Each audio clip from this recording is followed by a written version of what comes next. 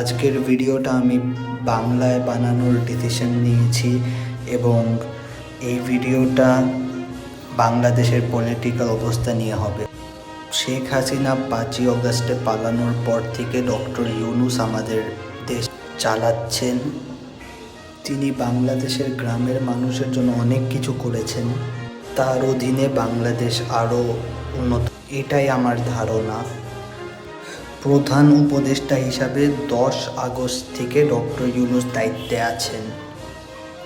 এই সময় অনেক আওয়ামী নেতা গ্রেফতার হয়েছেন এবং আরও হবেন, কিন্তু আওয়ামী সরকারের অনেকে পলাতক আছেন, সাধারণ সম্পাদক ও সেতুমন্ত্রী ওবায়দুল কাদেরের মতো। এবং শেখ হাসিনা আর তার ছেলে জয় তো আছেনই পলাতকদের মধ্যে সবচেয়ে উপরে লিস্টে। এদেরকে আইনে আনতে পারলে এবং শাস্তি দিতে পারলে ডক্টর ইউনূস অনেক ফেমাস হয়ে যাবেন। তারই সাথে খেয়াল রাখতে হবে যাতে আওয়ামী লীগ আর কখনো নির্বাচনে না আসতে পারে এবং যাতে এই পার্টিটি বিলুপ্ত হয়ে যায়।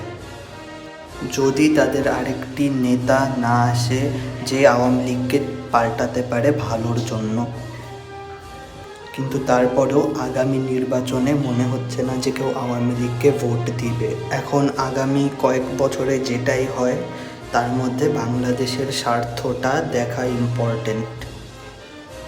আমার মতে বাংলাদেশকে আরও সুন্দর করতে গেলে দুর্নীতি কমাতে হবে এবং দুর্নীতি কমিয়ে একটি ভালো দেশের প্রতি আগাতে হবে, যাতে আমরা পাকিস্তানের মতো মার্শাল লতে না পড়ে যাই।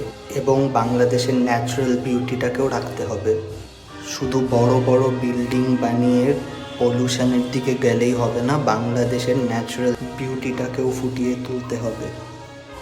যেই সরকারি আসুক, আমার আশা যে তারা এটার উপরে কোনো একটি পদক্ষেপ নেবে।